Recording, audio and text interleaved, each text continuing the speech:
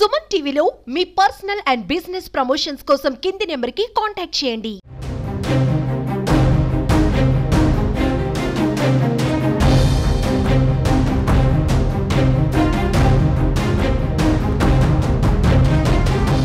మరి డాక్టర్ బాబాసాహెబ్ అంబేద్కర్ గారు రాజ్యాంగ విరుద్ధంగా జరిగిన మొన్న 1వ తారీఖున సుప్రీంకోర్టు సాక్షిగా 7 జడ్జీల ధర్మాసనం ఇచ్చిన రాజ్యాంగ విరుద్ధ తీర్పుకు విరుద్ధంగా ఈ రోజున భారత బంద్ను ఎస్సీ వర్గీకరణ వ్యతిరేక పోరాట సమితి చేపట్టడం జరిగింది.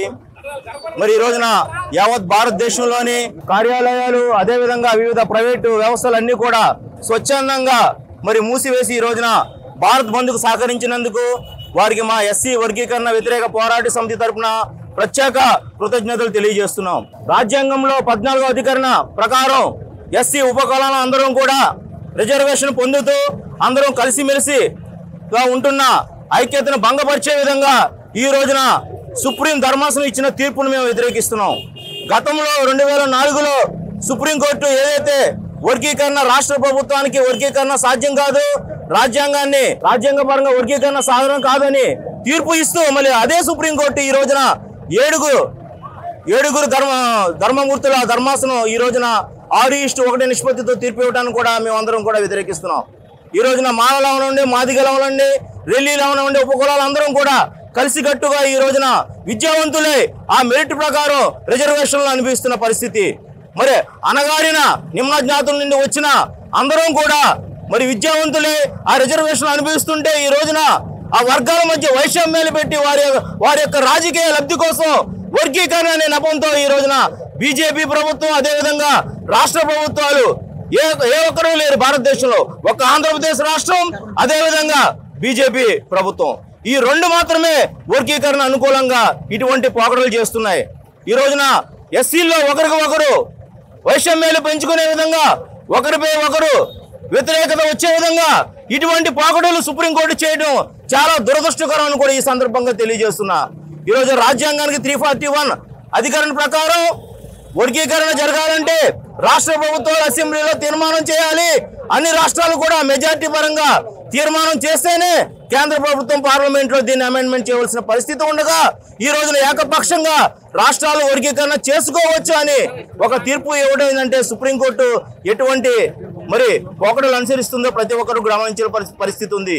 ఈ రోజున డాక్టర్ బాబాసాహెబ్ అంబేద్కర్ గారు నిమ్న జాతులు అందరూ కూడా అభివృద్ధి చెందాలని, అందరితో సమానంగా మరి అన్ని ఫలాలు అందాలని, రాజకీయంగా సామాజిక ఆర్థికంగా అభివృద్ధి చెందాలని ఎన్నో అంశాలను పొందుపరుస్తూ రాజ్యాంగం రచిస్తే ఈరోజు ఆ రాజ్యాంగాన్ని తూట్లుపొచ్చే విధంగా ఈ రోజున సుప్రీంకోర్టు అదేవిధంగా కేంద్ర రాష్ట్ర ప్రభుత్వాలు చేస్తున్న చర్యకు మేమందరం వ్యతిరేకిస్తున్నాం. ఈ వర్గీకరణ సాధ్యం కాదు, మేము సాధ్యం కానేమో, ఎందుకంటే ఇది రాజ్యాంగ విరుద్ధం. అందరం కూడా కలిసికట్టుగా ఉండాలని మేమందరం భావిస్తున్నాం. ఈరోజు ఎటువంటి తారతమ్యాలు లేకుండా అందరం కూడా విద్యావంతులే ఆ రిజర్వేషన్ ఫలాలు పొందాలని కూడా మేము అందరం ఆశిస్తున్నాం తప్ప ఈ రోజున వర్గీకరించి ఒకరి మధ్య ఒకరు మరి వైషమ్యాలు పెంచడం అనేది కూడా సమంజసం కాదని కూడా ఈ రోజున కేంద్ర రాష్ట్ర ప్రభుత్వాలను హెచ్చరిస్తూ ఈ బంద్ను జయప్రదం చేసిన ప్రతి ఒక్కరికి కూడా పేరు పేరున ధన్యవాదాలు చేస్తూ బంద్ చేయడం జరిగింది. అదే కార్యక్రమం మరి ఏంటంటే సుప్రీంకోర్టు ఇచ్చింది ఏంటంటే కులాల విడదీయటం, మరి వాళ్ళ మేము అన్నదమ్ములుగా ఉండటం, వాళ్ళ మేము కలిసిమెలిసి ఉండటం, వాళ్ళ మ్యారేజ్లు కూడా కలిపి చేసుకుంటాం. ఈ రోజు విడదీయటం వల్ల చాలా ఇబ్బందులు పడి చాలా మంది మాకు గొడవలు వచ్చేస్తున్నాయి. ఎందుకంటే రాజ్యాంగం ఏమని రాశారంటే అంబేద్కర్ అందరూ కలిసిమెలిసి ఉండాలి, అన్ని కులాల్లో కలవాలి, అన్ని కులాల్లో మ్యారేజ్ చేసుకోవాలి, అప్పుడే ఈ దేశం బాగుపడుతుందని మన డాక్టర్ బిఆర్ అంబేద్కర్ చెప్పారు.